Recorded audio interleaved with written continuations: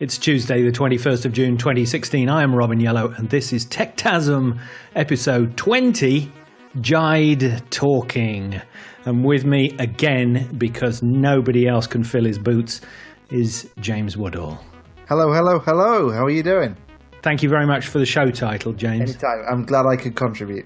But you need to sing it now in a high voice, so grab hold of something and let's hear it. Jide Talking. And he did it. Well, this week, James and I will be looking at Remix OS, Microsoft's crusade to remove crapware from your laptop, and 3 says no to ads. And we'll be judging these stories and some others to determine whether they are Techtasms, which by our definition is a blend of tech for technology and tasm for phantasm, something that exists only in a person's mind. So without further intro, let's get on with the show. So in a break from Ars Technica, believe it or not, Android authority Bogdan Petrovan has written a really interesting story on Remix OS. In fact, Remix Pro, which is a new one on me. So Jide Technologies, thank you, the Bee Gees. Jide Talking. Thank you, that's very nice. That's very nice.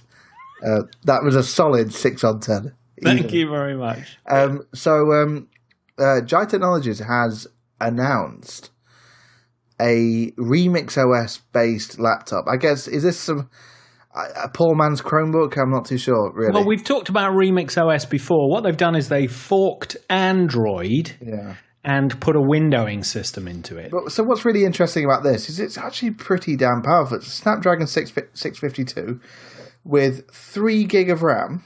3 gig of RAM. I mean, that's just incredible. That's pretty close to what you'd get on a kind of basic laptop now. Well, it's about as much as you can use with a 32-bit OS as well. Yeah, actually, yes, that's true. With 32 gig of internal storage. I mean, that is just absolutely... Actually, on that point, is Android not 64-bit yet? I don't know, actually. It's a very good question. I thought it was 32-bit. Certainly, I think the port that they're working on is the x86 port, so it's the Intel port of it, which I'm pretty sure is made for 32-bit, but I could be wrong. So while you continue telling the listener more interesting facts about this story, I'll try and find out. Okay. Get some quick Wikipedia going. Okay, so yeah, 32 gig of internal storage. You can expand it with a micro SD slot, and the screen 12-inch LCD with 2160 by 1440 resolution. I mean, these are pretty good specs. And you also get a 64-bit. It is 64-bit. So even the x86 version is 64-bit. Yep. So, 3 gigs a lot, right, for a device like this. Certainly for Android anyway, which of course, as a mobile operating system, was designed to use the resources efficiently. So 3 gigs is going to be plenty. Yeah, so Remix OS 3, which is based on Android 6 Marshmallow, which is that's pretty damn good. I mean, this looks like a pretty decent machine. And, as further down in the story as well, they're also announced a couple of partnerships with people like Acer to release other kind of remix devices for the Chinese market. I mean, is Remix going to be a real thing? Or we said before, didn't we? Our point of view on Remix OS was that it was a couple of Googlers that were obviously frustrated with the development direction of Android and decided to leave and go and create their own windowing system on top of Android to make essentially a desktop environment to rival Windows, to rival macOS. And they've come out with a product more quickly than Google themselves, who now, while they don't have windowing, I think, coming up in the N release of Android, they have got tiles, haven't they? So you can actually run. They've got Android apps running in Chrome, or at least soon. And this being an x86 device, surely... I'm just throwing this out there. Wouldn't it make more sense for them to run Chrome OS and get Android app support as opposed to breaking Android? I mean, sure. Well, how are they breaking Android exactly? Well, because Remix OS, call me a cynic, it's not a first-class citizen of Android, is it? It's Android with changes to make it run on a laptop style device. I mean, yeah, it's great, but is it great from a hacker's perspective? Because, hey, look what we've done. Is it really going to be a thing? Is it a real? Well, I do wonder what the investment proposition on this company was, whether their exit strategy is to actually sell it back to Google or to acquire Google to acquire the individuals that left Google to go and do it back in again, or whether it was to create a technology demonstrator which would get some backing from somebody like Samsung that might have a vested interest in their smarts in this area, or whether it was specifically just to create this sort of device where you buy it, does a certain thing, you use it, and when you throw it away. Of course, because remember, it is compatible with all the Android apps in the Google Play Store. Though I think in earlier versions the Play Store wasn't in there. So it's Play Store certified. Remix OS 3 is Play Store certified. No, the earlier versions weren't. The version 2 did not have the Play Store. Yeah. In order to install Play Store, you had to side load it, but it's not difficult to do. I don't know whether this one has. Well, it's a question, isn't it? Has this one actually got the Play Store in it? Well, I mean, even if they don't, they can have their own store, and a lot of people now are doing their own stores. I mean, for example, Amazon doesn't have the Play Store, does it? It's got although Amazon's huge. So it doesn't need to worry too much for that. Well, actually, that's an interesting. You bring up the Amazon Fire OS or whatever it's called. That's an AOSP, Android open source project, fork of Android. Again, very much like Remix, which bases itself on Android, has the compatibility with Android, but presents essentially a completely different interface. Well, it's an interface to buy Amazon products. Yeah, I think Amazon are different purely because, well, they're huge. So they can do this properly, so to speak. I mean, maybe I'm being a bit elitist towards Jide, having never really heard of them before. Their Bee Gees inspired singing 20 minutes ago.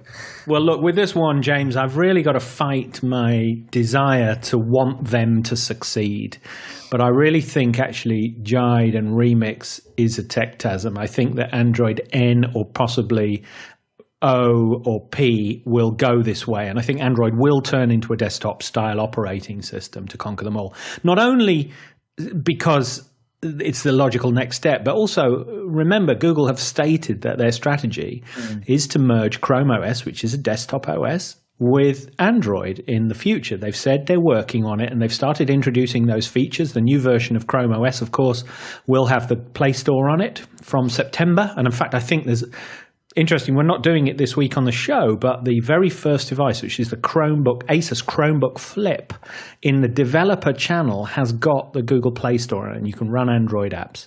So in a windowed environment. So actually, there isn't much different now between the Chrome OS development channel and Remix OS. So I think that as a concept and an idea is real.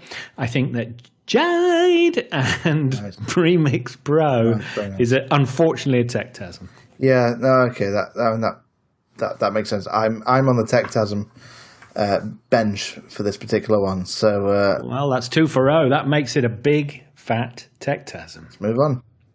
Microsoft are testing a new Windows tool to remove OEM crapware. Well, it's birthday, Christmas, Hanukkah, Eid, you name it all at once for me, because I'll tell you, that's the thing which upsets me the most is crapware. I don't want to see it. I don't want it. I want that stock, smooth experience. Now, currently this tool is only available for Windows Insiders, but what it does is it effectively fetches a copy of Windows online and performs a clean installation.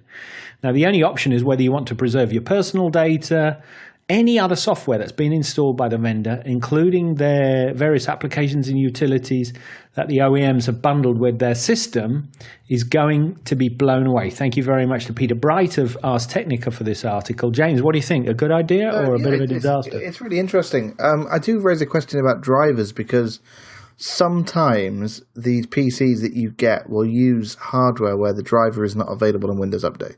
And you have to get the driver from, so take Dell, for example, with their SATA drives, the RAID drives that you get. You have to get the drivers from Dell. So would they still be able to kind of have a backdoor of installing some crapware into them using that way? Again, maybe that's the cynic in me. Really interesting that Microsoft are doing this, but I think there'll be some kind of backlash from the OEMs, because let's face it, if they remove the crapware is a source of revenue for them. So they're going to try and. Yeah, but there is precedent in this space. Now, remember, I'm going on about it again, but Chrome OS, if you make Chrome OS, so we're talking about Toshiba, Acer, Asus, Haier, range of vendors that make Chrome OS machines, there is no crapware on it. It is crapware free. You cannot have it unless it's got no crapware on it. So actually there is precedent in the desktop environment for that. And I think generally people have shown that they prefer a stock standard experience and don't want the bells and whistles. Yeah, absolutely. I mean, even Samsung, sorry to talk over you, James, but even Samsung have backed off in the amount of shovelware they have on the Galaxy series, their flagship phones. Well, the S7 has the entire OS itself is crapware.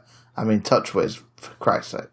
Yeah, well, yes, but TouchWiz is getting closer now to stock Android. It's more recognizably Android. And they say, even Samsung themselves said they've taken 30-40% of that bloatware, shovelware, crapware, whatever you want to call it, out of the system. So I think it's just a general move within the computer industry, including phones and tablets and laptops. Well, it definitely is. And it's good that Microsoft are doing this, or at least showing to do this, because they have to. Because there is, varies from vendor to vendor, but some of the rubbish you get, how many free trials do you need to antivirus software that you can get completely free from vendors? Well, interesting enough, a lot of consumer-grade laptops that come from vendors. So Dell will sell perhaps a consumer laptop, which will have, as you say, an anti-malware system on there. And in the Pro version, they don't. And the reason they do this is because the anti-malware system, they will pay them to do it. They'll give them $4 or whatever for every copy that's installed, because they know their conversion rate is, they give Microsoft $1 million and they get $1.2 million back because people sign up for anti-malware. They're stupid if you ask me, but they do it. So actually it is a way of discounting the cost of consumer equipment. Absolutely. So therefore, is there going to be some kind of backlash? Will Dell, like with some funny drivers or whatever, because, hey, they're big enough to do that, find a way of just getting around this? Hey, you can use the refresh tool, but your RAID drive won't work anymore, which actually would be a bit of a catastrophic problem. But, well, I think there are going to be potentially all sorts of problems here in that, as you said about drivers, if there are special Dell graphics drivers which only work with the Dell chipset, or have been certified by Dell to work with that chipset, and they are delivered through Dell's software patch update manager, aka crapware or shovelware or whatever you want to call it, and that is removed by this patching of a completely clean installation of Windows, and that makes your graphics card malfunction, then actually it's going to piss the consumer off as well. So I think Microsoft have got to tread carefully, but I think this is really coming. Yeah, so we're saying this is a real then? I think it is, yeah. What do you think? Yeah, look, it's a real that they're doing it. Let's just wait and see how this one plays out. I think it's real that they're doing it, and I think it's real that it's going to stick. I think it's a movement within the within the operating system, laptop, mobile arena to move towards a more stock standard experience, and we're not putting up with it anymore. And in fact, we've got a story later on which talks about something else we're not putting up with anymore. Yes, definitely. Adverts. So yes. So there's a bit of a teaser there. I'm sure everybody or person is on the edge of this. They never get this far through the show, do they? What is it, James? 42 seconds. 42 seconds. Yes. So thank you to the single listener for getting this far. Well done. Onto a bit of a social story now. Okay, because here at Techtasm we like to cover pretty much everything that we accidentally find along the internet, and for a bit of a change, BBC News, that very well-respected technology news site, if that's the thing. Kevin Peachy, has written a story about protecting vulnerable people from scams and forgeries and fraud. The premise goes that it's being proposed that if you're of a certain age group or social category or whatever, if you make a large bank transfer, your loved ones or people close by to you will be informed about it, because maybe you're going to be the victim of fraud.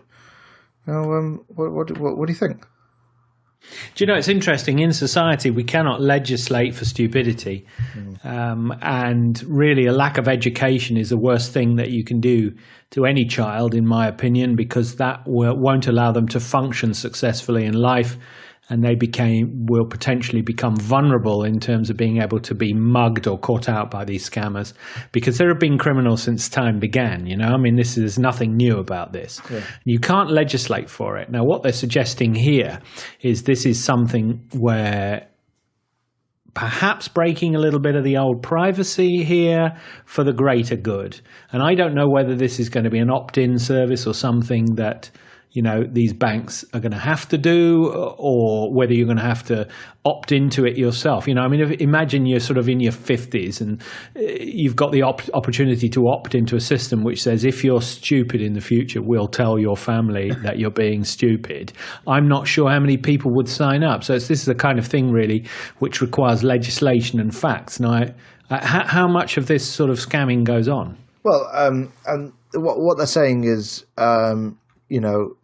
victims of scam mail are an average age of 74, and they've lost more than £1,000. Now, more than £1,000 could be £1 million. It could be £1 billion, right? I mean, that doesn't really say anything. I mean, the article's a bit weak on facts. I mean, and this proposal, just to be clear, has come from Bournemouth University's National Centre for Post-Qualifying Social Work. Yeah, that's a bit of a mouthful. It's a Trading Standards Institute Commission report. So these are just proposals. I don't think the banks have really had much to say about that. I mean, of course, charities and banks are saying that more needs to be done to protect the citizen. And this is really, I guess, the first thing that's come out of that. So whether this will ever become, I guess I'm really asking the question a bit too soon, whether this will become real, it's too early to tell. But interesting enough, further down the article, Payments UK, which is a group, have said that from studies that they've done, a payment delay has never arisen as an option to help with this. So it's interesting, you've got kind of two sides really. The article's written from the perspective of here's a new report, here's what we recommend. But existing bodies are saying, oh, we've never considered this. Perhaps because, hey, perhaps it doesn't make sense. But just in terms of what the proposals are outlining is, if you've got someone who suffers from dementia who could make an unwise decision, then effectively you're putting them into the vulnerable people category, just as, elderly. I think it's judging what is vulnerable.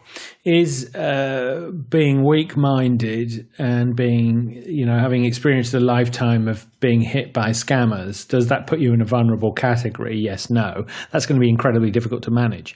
If you are clinically diagnosed with dementia, then that vulnerability is real, and society should protect those people from scamsters and con artists. So I'm all for the social protection of vulnerable people, provided the method by which they're determined to be vulnerable doesn't sort of impact their dignity as human beings, or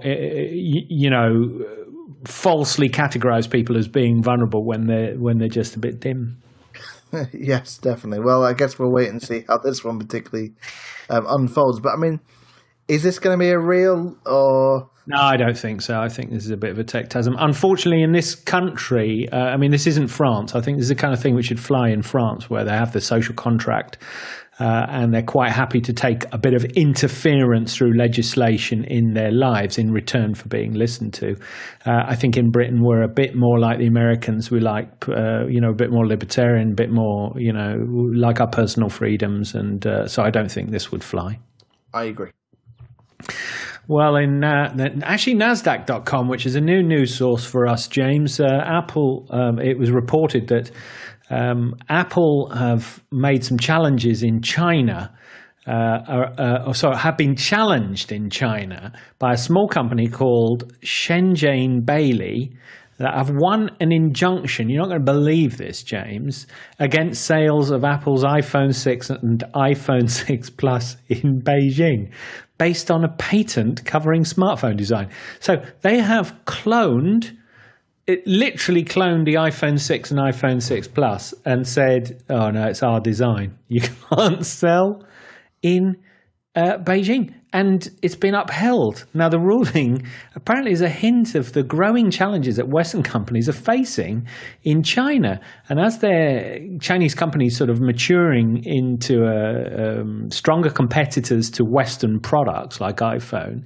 and the regulators increasingly insisting that foreign firms are playing by the rules. A bit of muscle flexing here. Yeah. And Eric Robson, actually, Chief Patent Counsel for Asia Pacific at the Ruse China law firm, has been quoted in this article as saying, it is still relatively rare for Chinese companies to attack and be successful against Western companies, but you're going to see more of this. Now, obviously, in China, they perhaps don't have the same separation of state and judiciary that we have. That politics perhaps comes more into the judgments that are made, especially around companies, company law, patents, that sort of thing. So it sounds like a bit of political muscle flexing to stop Apple selling its own products that it designed into Chinese markets. So is this just brute protectionism, or is there something more to it? Well, what's really strange here is that the article even mentions that this other company, and they're so popular I've forgotten what they're called, barely sells anything in China. Shenzhen Bailey. Yeah, well, thank you. They barely sell anything in China anyway. So, the iPhone sells like hotcakes in China, and lots of people have it and have bought it. And Apple have made huge investments into China. If you suddenly look at the WWDC announcement last week, they were, forcefully mentioning apps like Didi, the Uber competitor, and WeChat, of course, the WhatsApp equivalent, in the WWDC speech. So Apple are really pushing in China because they want to attract their market, and they're doing it. Well, that's where their growth is coming in the iPhone, actually, and this is why their share price suffered a little bit recently, because they weren't getting those stellar growth figures. They've had their China boost now, and this sort of stuff happening here. Shenzhen Bailey apparently is another name for Digione, which is a better-known smartphone startup, similar to Xiaomi, the Chinese company known for its cheap but good phones. But in this particular case, they obviously, Digione, have felt confident enough to go after Apple, the mother of all smartphone designers. And it is the implication that potentially this will make it difficult for Apple to sell in China. And do you know, the irony, James, is that Americans don't know how to make phones anymore. We don't know how to make phones in Europe either. But, increasingly, it's only Asia-Pac that have actually got the skills to make these beautiful devices. Yeah, absolutely. I think the only thing that Apple really makes in the US is the Mac Pro, a high-end professional PC that we discussed a few episodes ago with our guest, where they haven't actually updated the machine for coming on 3 years. So you're absolutely right. What are we going to do? I mean, is this just a way of Beijing using its muscles to try and get more things out of Western companies? Well, I think it's posturing, and I'm going to call this one real, because I think this stuff is here to stay. I agree with Eric Robinson, the Chief Patent Counsel, who was saying this is new. This is new for Chinese companies to attack foreign companies, but to be upheld. Now, while the jurisdiction here is only in Beijing, it doesn't cover the entire country. It's real, and there's going to be more of it. And I think as we track this story over time, we're going to see more of this stuff. 3 have carried out their threat, James, to do network-level ad blocking. Now, on the 15th of June, for 24 hours, with the cooperation of a sample group of 3 customers. I was not one of them. I am a 3 customer, but I was not chosen for the ad blocking trial, so I can't talk from personal experience. They blocked all ads. Now, we've spoke about this on an earlier show, didn't we? But I've got a few bits of extra information to this story, which I wanted to share with you, okay, James, which is the company that's provided this network level ad blocking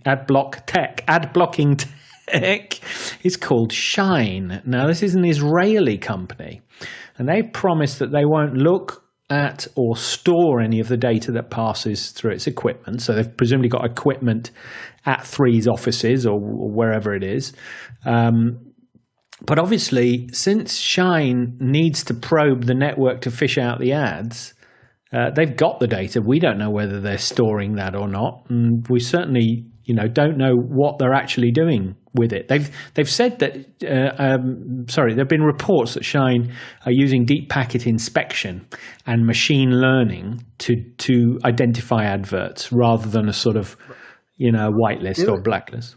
Because look, if you make any HTTP request over SSL, the only thing you know is the server that it's going to.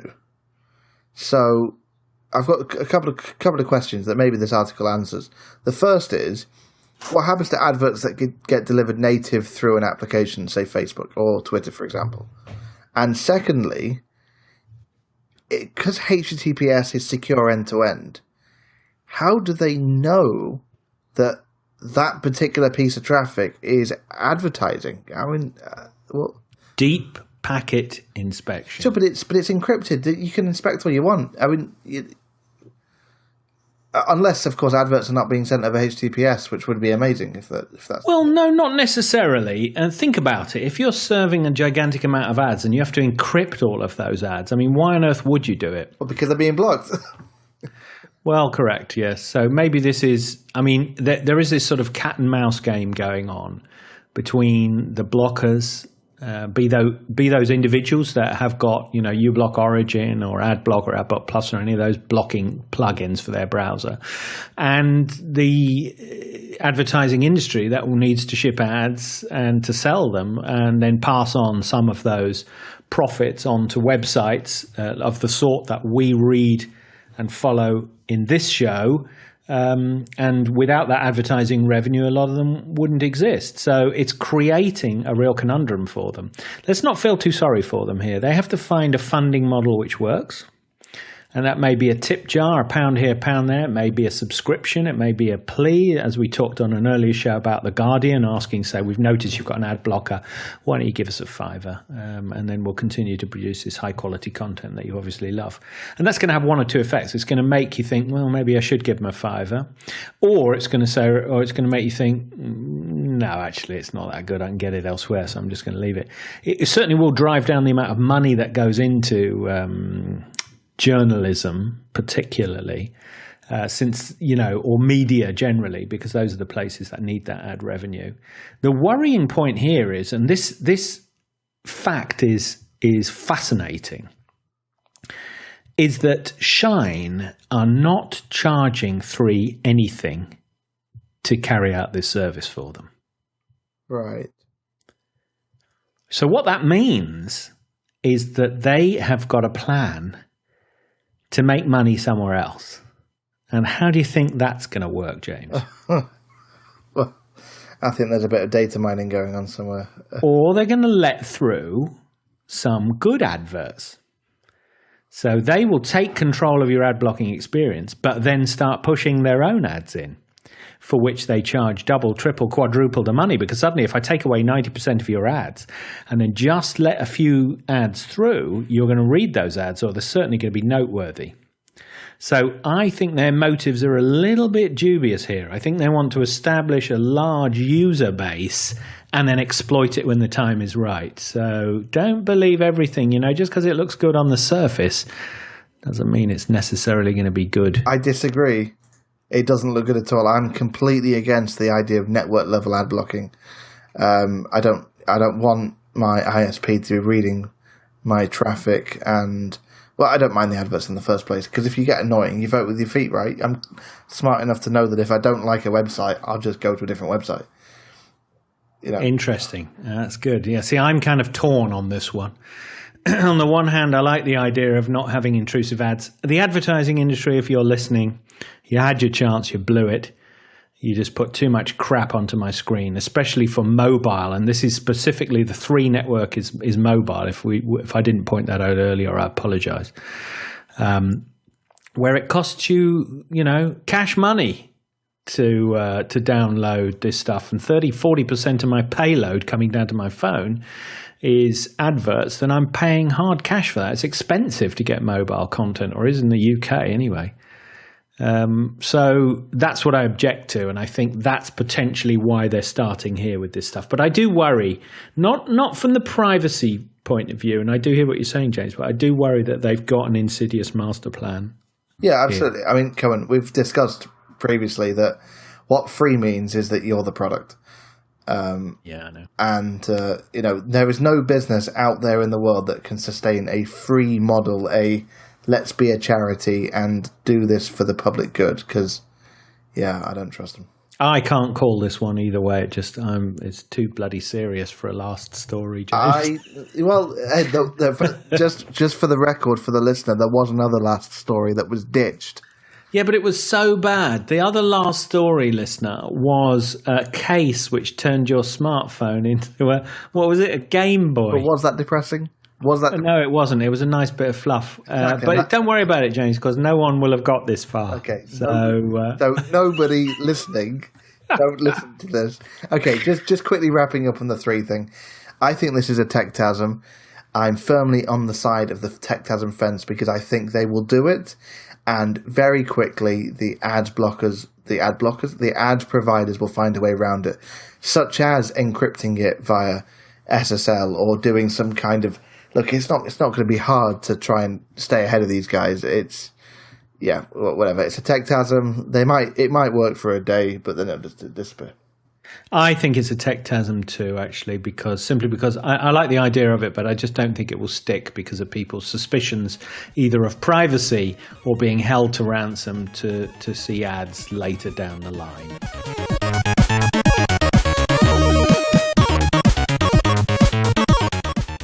Well, that's it for this week, James. Listeners, you can find us at facebook.com/Techtasm. Subscribe on iTunes, Stitcher, or Feedburner, and contact us at feedback@techtasm.com. We record every Tuesday at 2100 BST GMT, so watch out for our next show. This is me, Sir Robin Yellow. Me, Mr. James Woodall. Asking the question, is it real or is it just a Techtasm?